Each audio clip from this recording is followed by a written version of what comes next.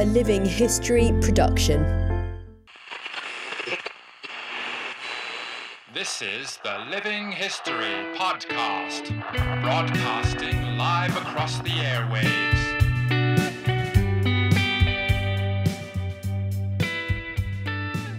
Hello everyone, welcome to Living History, and today's episode coming to you from lockdown, so we're doing this remotely, remote recording, and today, this month marks the 75th anniversary of the Battle of Slaters Knoll in the Bougainville Campaign of 1945. And this is one of those, the entire campaign, but specifically this battle, is not particularly well known, like so many of these smaller actions that took place during the Pacific War. So I thought it was a great opportunity to just dig a little bit deeper into the stories of some of these absolutely fascinating actions that took place, particularly in that later part of the war. And joining me to talk about it is a regular contributor to the program. It's Dr. Carl James from the Australian War Memorial. Carl, thanks for coming back on the show. Hey, Matt, thanks for having me yet again. So, the Battle of Slaters Knoll, why don't we start? I mean, we did, about 18 months ago, we did a fascinating podcast all about the Bougainville campaign. So if people want to go back and hear all about the campaign in depth, I recommend that they listen to that podcast. Can you give us your quick overview of why the Australians were even in Bougainville in the first place, and the structure and the outcomes of that campaign? Oh, yeah, it's so easy. Well, I'd also recommend people go back and listen to your back catalogue for some more information. But if we cast our minds back to 1944, 1945, or even really the wartime years. So Bougainville was an Australian mandated territory. It came to Australia after the First World War. It had been, Bougainville had been a former German colony. Then at the end of the First World War, Imperial Germany lost its territory. So New Guinea and Bougainville were mandated to Australia by the League of Nations. So we moved in as a colonial power, essentially. And then in 1942, the Japanese, you have the beginning of the Pacific War, and in early 1942, the Japanese take Rabaul in New Britain. Rabaul becomes the major base for Japanese operations in the South Pacific. The Japanese are focusing, say, in Papua and Kokoda, as well as Guadalcanal. They invade Bougainville with a very small force, but they still take control of the island. And then following the Japanese defeat at Guadalcanal, so in early 1943, the Japanese pull their forces back to other parts of the Solomon Island chain, particularly Bougainville. And there are some 60,000 Japanese naval soldiers and civilian labourers on the island, occupying the island of Bougainville. And then in late 1943, as the Allies now start to go into defensive, so in 42, the Australians and the American forces in the Pacific were in the back foot with fighting these defensive actions. The tide turns in Papua and then on Papua and in the Solomon Islands. Then from 43, the Allies go on the offensive. So in late 1943, the US Marines land on a place called Torokina, which is on the west coast of Bougainville, develop that into a major base. And the Americans move into the area because they want to help cut off and isolate the Japanese from the base at Rabaul. And then the Americans are there for about 12 months. So first you have the US Marines, and later on they are replaced by US Army soldiers. And then, so we're now moving very quickly through to late 1944. And at this time, this is when the Australians really return to the theatre. So they replace the Americans. The Americans are going off and focusing on the Philippines. And the 2nd Australia Corps, commanded by Lieutenant General Stanley Savage, he takes command. And so we have, by late 1944, the Australians are now taken over Torokina, and they're looking at how they're going to fight this offensive campaign, or an aggressive campaign, against the Japanese, who've now been occupying the island of Bougainville for 2 years, 2 and a bit years. So that kind of gets us to the start of the story. And if we cast our minds back too, once Savage took over command at Torokina, command of Bougainville, he divided the island into 3 areas. So if you're looking at a map of Bougainville, and I'll give you one to put online if you like that. So you've got some of the forces go north, some of the Australian forces go north to fight up towards Buka, which was a big Japanese naval base. Other soldiers fight across the central part of the island, across the central sector. So they follow the Numa Numa Trail along, and they cross Bougainville's rugged spine. But the main force, the Japanese, are really in the south of the island, concentrated around Boone. And some 70% of Japanese forces who are on Bougainville, they're in that southern part of the island. So once the Australians move into Torokina, we take over in November. 1944, and then from January 1945, part of the Australian force, and the biggest part of that was units based around or part of the 3rd Division, who were militiamen with some AIF reinforcements. They're now moving south very slowly and tentatively, making their way south towards from Torquay south towards Boone. And so that's how the first few months of 1945 begins for many soldiers, particularly soldiers from the 7th Brigade, which were part of the 3rd Division. And they started to move south towards the main concentration of Japanese on the island. Carl, just talk to me about that decision for the Australians to even launch an offensive in the first place, because we covered this in quite a lot of detail in our previous the podcast about Bougainville. But let's just touch on it for the sake of this discussion as well, because people have been arguing about it ever since, whether the Australians should have attacked or not, because the Americans had a very live and let live attitude to the Japanese on Bougainville, noting that they were cut off. But the Australians, when they got there, launched this quite aggressive series of attacks against them. So just talk to me about that decision to bring the fight back to the Japanese. Yeah, it's a really interesting question. It's something that the soldiers themselves at the time, so Brigadier Takahama, for example, he commanded the 15th Brigade. By the time his formation came into action in mid-1945, he was already critical, saying, well, why are we fighting this aggressive war on Bougainville? The Japanese are holed up. This won't bring about the end of the war any faster. It won't really change the course of the outcome of the Pacific War. Why are we doing it? So there have always been questions about the necessity and the justification for the campaign. But something that's really quite key is that even in mid-1945, so when Hamé gets there, he already has an element of hindsight. He's already looking back. So the Australians, as I mentioned before, Savage and the 2nd Australia Corps, they start to arrive in Bougainville in October. The Australians receive very little information from the Americans as to the strength, the size, and the disposition of Japanese forces. So when the Americans arrived, so the US Marines and later on the Army, the Japanese force had put in a very strong counterattack. They tried to break through the American perimeter at Torquay, and that was around about March of 1944. The Japanese, though, were heavily defeated. They suffered very heavy casualties, and they then withdrew to the fringe of the island as such in many ways. And the Americans are very content just to stay within their base. They do some patrol work. There's some actions that are being fought, but in the main, the Americans, as you suggest, or as you said quite clearly, adopted a live and let live approach. Why? When we get there, why do we go on the offensive? I mean, that's a great question. And there's a couple of reasons for this. One, really, there's a few. One of the key questions, and really is that because Savage and the Australians had very little information about the Americans, they didn't know how strong the Japanese were. So while I mentioned in our intro that there was some 60,000 Japanese deployed on the island, Savage at that time had no idea there were that many. The information and the intelligence he was dealing with were estimates of maybe 15 to 20, or up to 20 or 25,000 Japanese soldiers. So Savage gets to Bougainville. He thinks, well, firstly, that the Japanese have been cut off. He knows they're in a pretty poor condition from a health point of view. They're suffering from, they're not getting resupplies from the Japanese base at Rabaul. They are largely cut off. They're not getting supplies either by air or by sea. There's mass starvation. The Japanese health are in very poor shape, in pretty poor form. So, the Japanese aren't going to be looking to be too threatening. There's no air cover. The Japanese don't have any tanks. So you think, well, there's almost like a weak enemy. We think we can knock them off with only about 20,000 troops deployed across the entire island.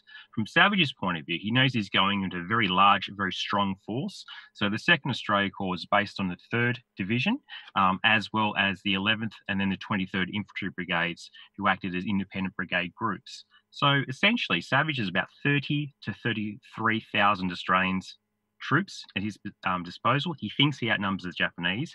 He thinks the Japanese are cut off, isolated, and starving to death. And there's also this view too that because we've been deployed to Bougainville to garrison and clear the island, he doesn't know how long this campaign's going to last. Everyone is thinking and predicting that the war will continue against the Japanese at least until 1946. So Savage doesn't want to be in command of a very large formation, 1.5 divisions essentially, just sitting on their hands in the islands, not doing much, twiddling their thumbs. The live and let live approach the Americans adopted was never part of the Australian ethos or that plan to go out and to master no man's land and to engage with the enemy. So when Savage does set about these plans for an aggressive campaign, he does it in a very, almost like a very limited way.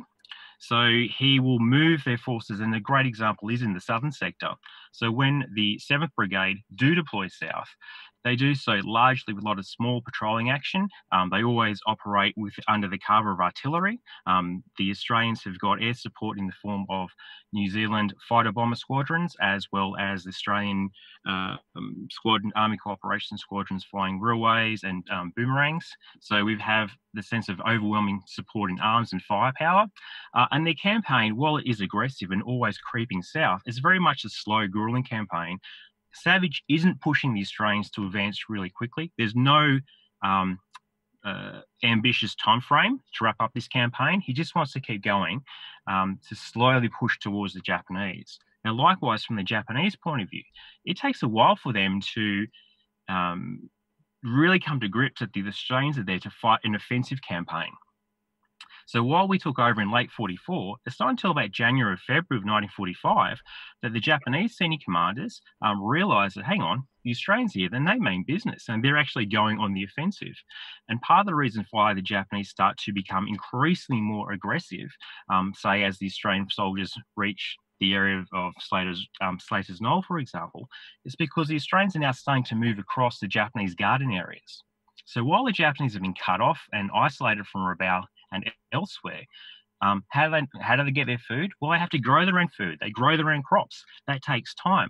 And as the Australians are moving through the garden areas for the Japanese soldiers become much more determined, become more aggressive, because they need to keep their food production areas, which are on the outskirts of their main base around Boone.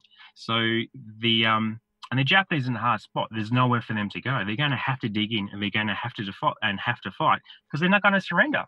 So this is why around about from March onwards, you see in the southern sector it becomes the main focus of the fighting on the island.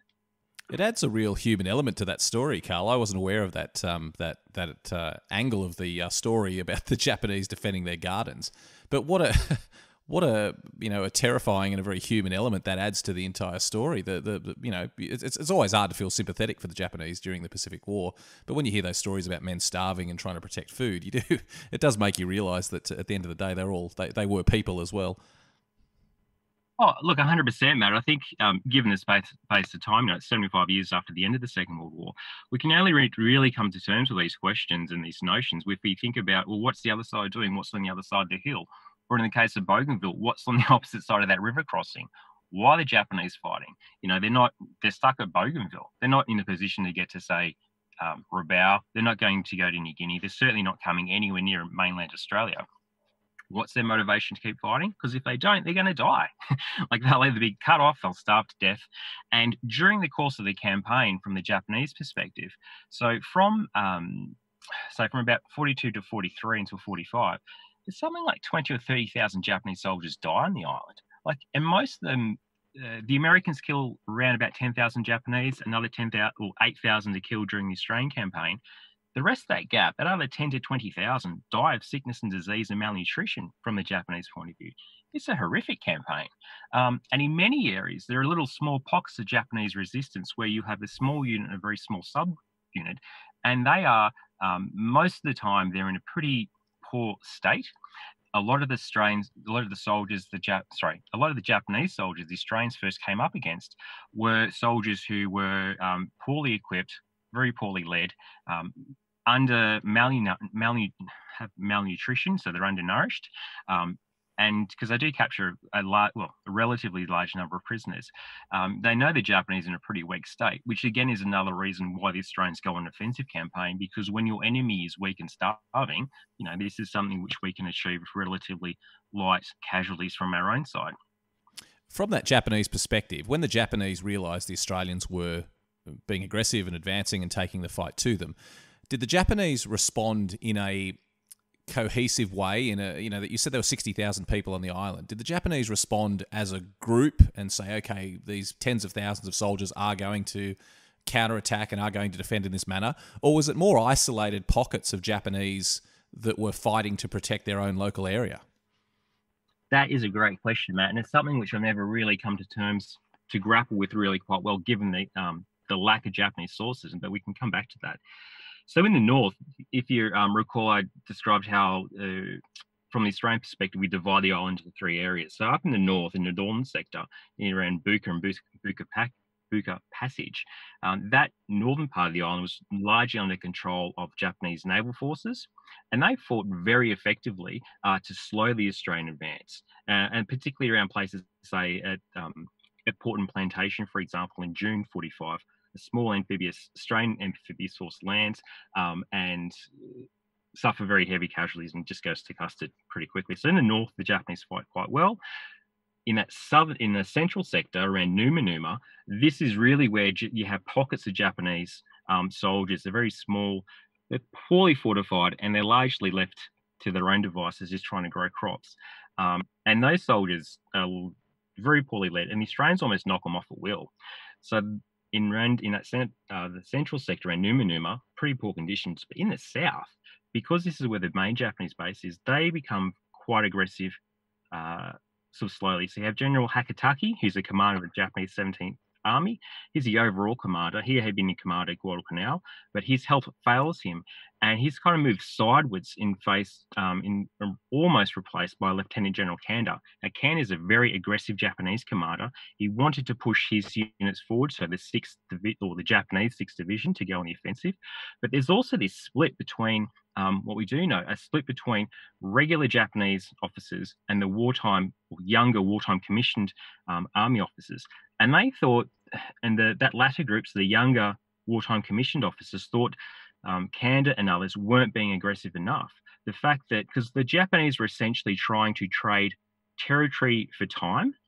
So while the Australians are moving into their garden areas, into their resources areas, the Japanese are also making very strong fortifications against Boone in the southern part around the Mivo River, for example, and various other places. Really, really strong fortifications. Because the Japanese hadn't thought about a land campaign.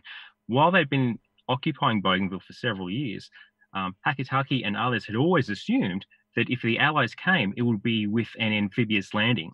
They didn't think the Australians or an enemy would launch a campaign advancing on land by hundreds of kilometres and just slowly grinding southwards by land. So they weren't really prepared for that type of an attack. They thought that was just pointless and too slow. Like, you take casualties by being sometimes too hesitant. So what the Japanese are developing in the early part of 45 is just trying to figure out how best to respond to the Australians with the resources that they have. And the Japanese don't have tanks. They don't have a lot of vehicles or lorries, for example. They don't have barges or small landing craft to move their forces around in the same way that the Australians can do. The Japanese don't have air support. So if they are going to go on, and they could dig in, and they can do and they would often dig in their artillery pieces, for example, along the side of the track, or they would fortify one side of a river crossing. So they would dig in, deploy their machine guns, deploy their mortars, and wait to be attacked by the Australians. But they're not in a great position to mount a big counteroffensive, because if the only way for them to move, for the Japanese to move, is on foot. And so that means going out through the jungle, you're slogging through tracks. They're not developing the roads and infrastructure in the same way the Australians are. So the Australian infantry are always advancing, in addition to artillery, but they're also advancing with engineers. The engineers are developing the roads, widening the roads, making them waterproof, laying corduroys, so laying timber across them so you can have vehicle trains, jeeps can come up. They can drag their artillery guns with them, and then later on tanks as well. So all those material assets and that material advantage that the Australians are able to use and deploy very successfully, the Japanese don't have any of that. So what they've got are basically individual soldiers, or small groups of individual soldiers who are prepared to fight and to die. They're full of bravery. They're full of reckless courage. But essentially, they only have a rifle and sometimes a light machine gun or a medium machine gun, and that's about it. So it's a very, it's not a fair fight in many ways. Or it's not a balanced fight in many ways. Well, I think that sums up lots of what was going on in the Pacific War at this time as well. And there's numerous accounts all across the Pacific of cut-off Japanese fighting these desperate last stands. Let's talk about Slaters Knoll in particular, this battle that took place 75 years ago this month, because from my perspective, I've always been very interested in this because it features a hero of mine, Reg Ratty, that I know we've talked about many times, Carl, who was from the West Wyalong district where I grew up, and hello to everyone out in West Wyalong. and he's a bit of a local hero out there. Tell us about the Battle of Slater's Knoll, because I think in many ways it typifies these smaller actions that took place in the Pacific that we don't know about, but to the men who were there, these were pretty savage fights and something they would remember for the rest of their lives. So tell us about Slater's Knoll in particular. Well, even that notion that, look, 100% I agree with you, but even that notion this is a small action is something which is pretty remarkable, because then by any other count, Slater's Knoll would be an epic stand in terms of Australian military history. If you look at some of the actions that were fought post-45, for example. So the campaign itself, as I mentioned, the 7th Brigade have been pushing south from Torokina. They cross the Puretyre River, and they are, particularly in this case now, by late March, it's the 25th Battalion. The 25th Battalion is from Toowoomba originally. Many members of the battalion had fought at Milne Bay in 1942, so there were some veterans amongst them. But the brigade is moving south, and from late, and when I'm talking about the brigade, so really you'd have one Australian Infantry Brigade consists of 3 battalions. With the 7th Brigade, you have the 9th Battalion, and they're fighting along the coast at this time. You have the 25th Battalion, who is led by Lieutenant Colonel John McKenna. So McKenna and the 25th are the main force who fight at Slater's Knoll. And there's also the 61st Battalion as well, to make up that 3 battalions within that 7th Brigade. So each battalion is doing their own thing. 2 are fighting, 1 is nominally in reserve, figuratively resting, supposedly resting, but in reality they're doing a lot of labouring work. They're also patrolling on the fringes because there's a concern the Japanese will infiltrate around and behind the Australian positions. And so all of the brigade is employed in this advance south. So from late March, the 25th Battalion headquarters dig in a position called Slater's Knoll. Now, this is just in a big bend of the Puretyre River. The river itself was quite wide. It was about 10 metres wide. And as the name suggests, it was they dug in on a position that was a bit of a raised in the area, which is called a knoll. So battalion headquarters is there, and the rest of the battalion's companies are each moving further and further south. So they're advancing very slowly, sort of leapfrogging from one to the other. But from late March, the Japanese start to gather their force. They know the Australians are now in the offensive. And so General Kanda, the Japanese commander, comes up with a really ambitious plan to employ 2 of his regiments, which are a little bit like an Australian brigade. And he wants to meet the Australians head on and then sweep them sort of off to the coast. So it's a big plan to push the Australians back into the sea and to stop this southern advance. And so from late March, the strung out companies from the 25th Battalion, each one of those experience increasingly more pressure from the Japanese. There's lots more contacts, and a lot of this fighting is now taking place at night. So there's 3 or 4 days, or 5 or 6 days really, where each of these small strung out Australian dug-in positions is attacked and overwhelmed, almost overwhelmed by the Japanese. And so you've got the rest of the 25th Battalion being forced back from late March into early April. And then this leads us to the point around about of the 4th and now the 5th of April, 1945, which is really the climactic moment of the Battle of Slater's Knoll, when you've got the elements of the 25th Battalion dug in. To their backs, they have a very wide river, and in front of them, they've dug in a very strong fortified defensive position. So the Australians have got a zigzag perimeter of barbed wire, foxholes, trenches, bunkers. Many of these bunkers had timber cover, so they had some overhead cover. At battalion headquarters too, they were dug in with their Bren light machine guns. There's a Vickers medium machine gun. There are mortars, and the Australians also have a 2-pound anti-tank gun. So there's quite a lot of firepower dug in on this one little feature. So for about a week now, from late March into the first few days of April, the Japanese have been pushing the 25th Battalion, and they now start, as well as sort of fanning out and having contacts with the other units of the 7th Brigade roughly along the Puretyre River. But there's this general pushback, and the 25th Battalion is very much encircled, or essentially it's besieged on the 5th of April 1945. What were the Japanese trying to achieve, and how effective was it in the fight that they took to the Australians at Slater's Knoll? So they do pretty well. The advantage the Japanese have is that, while I've just earlier before talking about their disadvantages, in terms of not having a lot of fire support, that they don't have tanks, they don't really have there's some artillery, but not a lot. They do have a lot of men, and these men were brought up from further areas in this. Well, they were reinforcements from Boone, basically, so they're in a better state, and they were physically stronger and better fed than the Japanese soldiers the Australians had already been fighting. So the Japanese they're not too bad. But they also just have momentum and drive. And what they're really trying to do is just to overwhelm the Australians. And when I say overwhelm, I mean kill. The Japanese are there to destroy the Australians, take Slaters Knoll, and push whoever of the Australians who survive that attack back into the sea. This is a very desperate action from the Japanese. It's almost like all or nothing.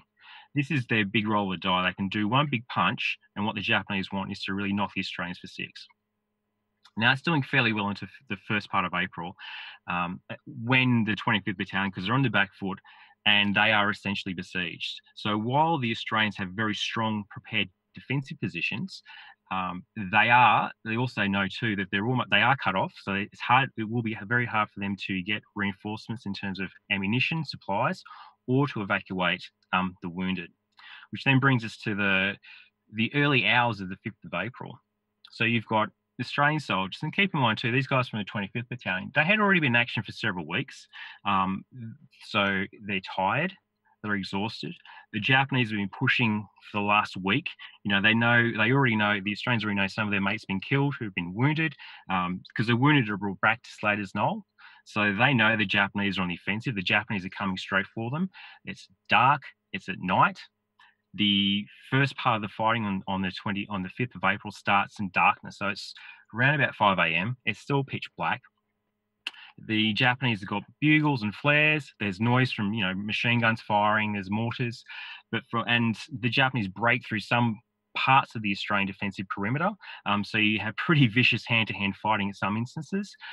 The Australians, who, depending on where they're deployed in this knoll, so you think there's like a circle. If you're on the outer perimeter from the Australian point of view, they're in that weapons pit, they're on the front line, they're fighting, but their mates who are deployed a little bit behind them. So the other elements within the battalion headquarter company, for example, they know they've got their friends in front, so they can't fire. They can see it's pitch black, there's movement. Are you going to open up with your Bren light machine gun? Are you going to fire your rifle when you don't know if that's your mate or is that a Japanese soldier? So the noise, the stress would have been intense. And it's only when the sun starts to rise, so it's around about 6, a little bit after 6 a.m., and you can start to see the light in the battlefield, then the Australians who are dug in a much better position to concentrate their fire against the Japanese. Likewise, the Japanese, when the sun comes up, realise they're trapped because you have a big mass of men. And when I'm saying, it was incredibly close, like 100 and 150 metres apart from each other at some parts of the time. So some Japanese troops, they're caught out in the light. They can't break through the barbed wire. They can't rush, a Vickers Meady machine gun, Bren light machine guns, because the Australians had very successfully deployed their defensive fires, their ring of defensive fire. So when the light comes up, the advantage is now with the Australians. And so for that first few hours of the hours in sunlight, the dawn, so 6, 7, 8 a.m., for example, as the morning rolls on, it's a bit of a stalemate. The Japanese are trapped. Afterwards, some of the Japanese survivors later wrote accounts that liken it to trying to break through the Australian position was like trying to walk through a rain of bullets. The Japanese are pinned down. There's a lot of sniper action that's taking place. And it's not until about midday that the Australians elsewhere, you have some tanks from the 2nd, 4th Armoured Regiment, they're able to break through. So they're able to bring in some supplies, some ammunition to the 25th Battalion who've been besieged and fighting for their lives. And with their arrival too, so McKenna, the Australian Battalion Commander, is like, right, this is the advantage. This is that moment which would just turn the battle. And then he deploys and asks the tanks to engage the Japanese who have been surrounding the perimeter. And once the Japanese see the tanks roll in, so once the Matildas open up with their main armament, so their 2-pounder gun as well as their machine guns, that's when the Japanese just break. And it's that tipping point in the battle. So it's a classic account of like the cavalry coming to save the day in many ways. It just sounds like such horrific fighting, and as was all these battles in the Pacific War. What was the final outcome after all this this toing and froing on both sides? I think in many ways there are some. So during the fight, there was an Australian official photographer, and he's with the battalion in the battalion headquarters, and he actually takes some incredible combat photographs during that morning fighting of the 5th of April. And so if you want to get a sense of just the visual aspect, you can look online and look at some of those photos. It's just incredible because it's the smell, because already people are talking about the stench of dead bodies, the churned up earth from the explosion, from the artillery fire, the smell of cordite. So there's a very strong, your senses would have been overwhelmed by the smell. In front of the Australian perimeter, there was just basically a carpet of Japanese bodies. The lower foliage and the jungle surrounding was all shredded. So it would have looked and smelt horrific. And in terms of the casualties, there were something like, from the 28th of March through the 5th of April, 620 Japanese soldiers were killed. And that's not an estimate. That's the Australians counting bodies. It's just horrific. I saw a photo when I was doing my research for this showing the Australians just throwing bodies into a pit. The numbers of Japanese killed were, just extraordinary in this fighting. Oh, it's pretty horrific. There were 3 mass graves dug in front of Slater's Knoll. After the action, there were 3 mass graves. Like a bulldozer came in and just dug these massive burial pits. And the Japanese bodies are just very unceremoniously dumped. Well, they're searched first, so they go through their pockets looking for information, maps, intelligence reports, and then afterwards they're then dragged into these 3 mass graves. Because as the Australian soldiers themselves, some left pretty horrific accounts of just the smell. They all tried to cover their face and their nose from the smell, and often used the slings from their rifles to pull the Japanese corpses into these big burial pits. So it's pretty horrific. So you have over 600 Japanese are killed. Now, from the Australian point of view, between January and April, the 25th Battalion lost 36 officers and men killed and 154 wounded. And the entire 7th Brigade lost 70 dead and 620 wounded. So it was, when you have artillery and tanks, that material advantage was with the Australians, and they inflicted very heavy casualties and fatalities on the Japanese. Carl, one thing that strikes me about this is we're here talking about this battle. It's the 75th anniversary, but I haven't seen any news coverage on the 75th anniversary of this battle. I haven't, there hasn't been wide coverage of it or commemorations. I understand why. I mean, in addition to the fact that there's so much going on in the world at the moment for the news to cover, it's just there's so many of these battles that have potentially just slipped through the cracks of history. In your position at the Australian War Memorial, how do we shine more of a light on these actions? Because they were incredibly important to the men who served there, to the families of the men who served, especially to the families of the men who were killed. How 75 years later, not just with this battle, but all these complicated actions of the Pacific War, how do we bring them more to the attention of the public? That's a great question, Matt. I don't really feel as though I have a very satisfactory answer. So in addition to writing an amazing book about the Bougainville campaign, absolutely, and I suggest everyone go out and grab it. It's a great book. I really enjoyed it. Yeah, The Hard Slog, Australians in the Bougainville Campaign, 1944 to 1945. Available in all good bookshops and online. But in addition to writing a book about Bougainville, I don't really know how we can do it beyond things such as your podcast stories, going out, doing, media releases, if possible. And when we're allowed to travel, go back to the battlefields and explore. But it's really hard, because I was asked this question yesterday by a journalist who's talking about the Battle of Retamo and Crete. And it's basically the same question, why don't more people know about Crete? Why don't more people know about Slater's Knoll? Why don't we know more about almost insert name of any other battle, campaign or action? And it's a really hard question to answer, because if you think about the Second World War, Australia's experience, and just the Australian experience, was just so diverse. You have 6 years worth of fighting deployed to North Africa, the Mediterranean, Europe, and all across the Pacific. It's really hard because there are so many competing stories, and I think it's the complexity of our involvement in that conflict that then makes it very hard to pull out.